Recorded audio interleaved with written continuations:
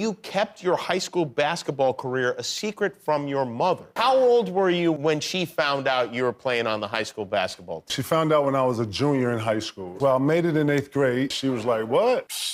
No, you're gonna go to school, you're gonna focus on education. I want you to get into these books, you know, another word with sports. So she was really into education and wanted us to focus on. How did she find out that you were playing? My mother was a beautician. After years of working in a factory at 3M, she started her own business and started doing hair in the neighborhood. And one of the girls who I go to school with came in and got her hair done and was like, yo, I gotta hurry up and get my hair done. I'm going to see Kevin play tonight. She was like, what? Yeah, I'm going to see Kevin. You don't know, girl, Kevin's good. You ain't see your son? She was like, Kevin who? She was like, your son.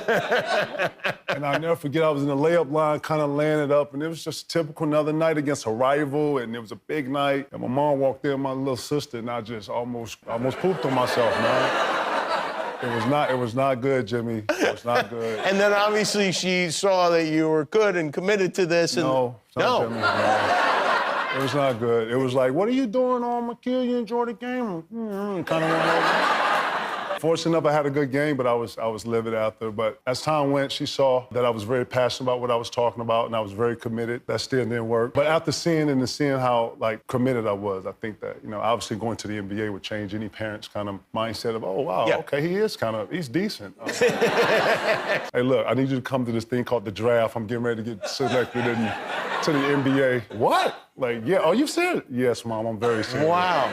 Yeah. Wow. My mom worked a lot, man. So, you know, I had opportunities to dib and dab here and there. So, yeah. Shout out to my mom, yo. And you get to the NBA, and you're being paid a lot of money, obviously, but you don't trust banks at More this money time. than I was before, sure. Yeah. Yes, more money than you were making in high school. Yeah. So you, instead of putting your money in the bank, what do you do with that? I wasn't introduced to wires or just fintech. I wasn't financial savvy in none of it. And I didn't know about direct deposit. I didn't know none of this. And so when I would get my check, I'd go cash it and, you know, bring it home, and I would put it under my mattress. So I did this for 2 years. You would take a check. How much was like your weekly check? I don't want to talk about how much money I had. Jimmy, don't do that. But you would hand it to somebody, where? At a bank or a check cashing place? No, Jimmy, I would go to a bank, go into a bank.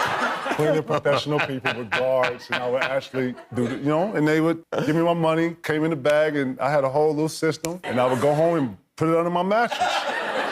For 2 years, I did that. What was the most, how much money did you have under that mattress? I don't want to talk about that, Jimmy. How you gonna make me do that, man? I had a girlfriend at the time, and the only thing I would say is, look, if you take money off and under here, just put the IOU under here so I know that. Because I had it up here. I knew how much money was up there. Uh-huh. And then, you know, when you put money in here, I know how it was looking when I put it under here and I put it down. You know, I got a system to this. So when I would raise the mattress up and I see that the money was different, I knew that, you know, okay, somebody's been in here. Shortly, obviously, I broke up with that female, but I looked under the mattress and I had a bunch of IOUs. It's time to put this in the bank, you know, it's time to change things. Let's put this in the bank.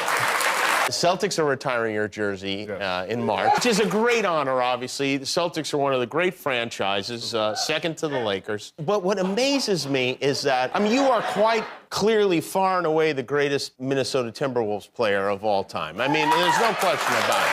How is it possible that the Celtics have seen fit to retire your jersey, but the Minnesota Timberwolves still have not? Well, if you know anything about the Boston Celtics, they're known for their championships and the way they do things. Uh-huh. They do things in a championship way. I see. And that's what I'm going to say. Because I love the city of Minneapolis, and I'm not here to crap on anything, and someone has a franchise, and the way they want to run their franchise is up to them. Right. They have new owners, though, right? I don't know. I haven't been really keeping up with them. You haven't?